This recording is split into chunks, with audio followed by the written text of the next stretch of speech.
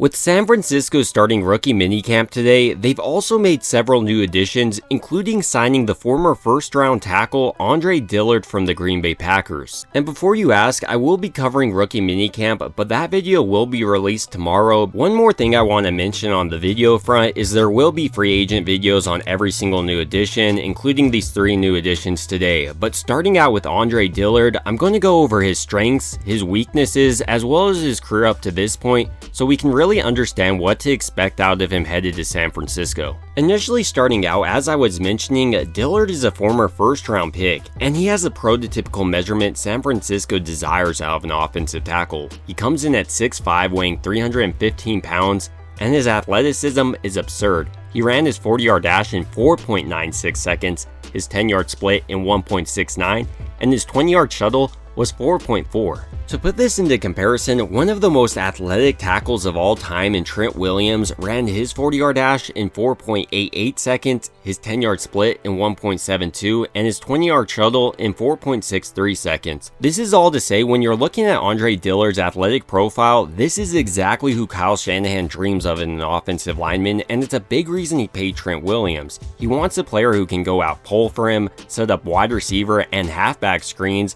as well as double team up to the second level. And Dillard, athletically speaking, can do all of that and some, which is a big reason why he was a former first-round pick, and I honestly wouldn't be surprised to see him getting playing time this year, especially if Trent Williams gets injured again. Outside of Dillard's athleticism, probably my favorite aspect of his game is his pass protection technique. Despite having shorter than average arms, he does a great job of leveraging his quick feet to get back to his set point, and you can also see how smooth his kick slide is. Another thing I really like about Dillard in his pass protection is his ability to mirror speed rushers. Initially, this starts out with his hand placement, but once the speed rusher tries to counter on him, he does a great job of not narrowing his base and allowing the speed rusher an opportunity to get by him. Another thing I really like about Dillard in his pass protection is how he's constantly looking for work if no defensive linemen's lined up above him. You've seen this with Dominic Puni last year, helping out Colt McKivitz or Jake Brendel, and I think this just helps an offensive line be a lot more cohesive. Moving on to Andre Dillard's run blocking, it's not as strong as his pass blocking, but I think he's actually pretty efficient in San Francisco's scheme. Last year, for instance, he played with the Green Bay Packers, who runs a similar type of offense as Kyle Shanahan,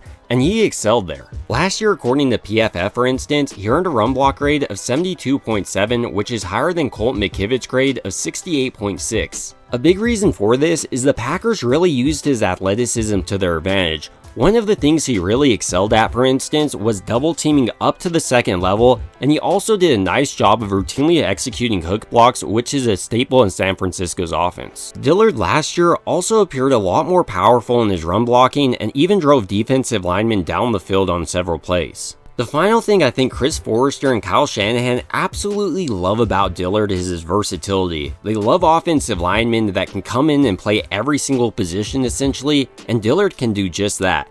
In his NFL career, he's played right tackle, right guard, and left tackle, so he even could compete for the left guard spot. With all these positives being noted, there are some clear weaknesses to his game, with probably the biggest being his run blocking and inability to routinely drive defensive linemen down the field. While he did improve last season, during his 2023 season with the Titans, he didn't really show the ability to execute at a high level in their power offense. Undoubtedly, part of his struggles was a Tennessee Titans schematic fit as well as the team as a whole. They really were asking him to be more of a power offensive lineman when he's more of an agile one. And while this is going to be a better fit in Kyle Shanahan's offense that will use him pulling, getting up to the second level, as well as setting up screens, there is a question how he'll respond to more powerful defensive linemen. As far as in his pass blocking goes, I think he can do a better job of timing up his punch with the defensive lineman's rush. Sometimes he's a little bit late and allows the defensive lineman to get inside his chest, which allows him to be walked back into the quarterback's lap. The final biggest weakness I see on Dillard is just really his injury history. During the 2020 season, for instance, he missed the entire season due to a biceps tear, and then in 2022, he had a forearm fracture. So this did disrupt his development a little bit,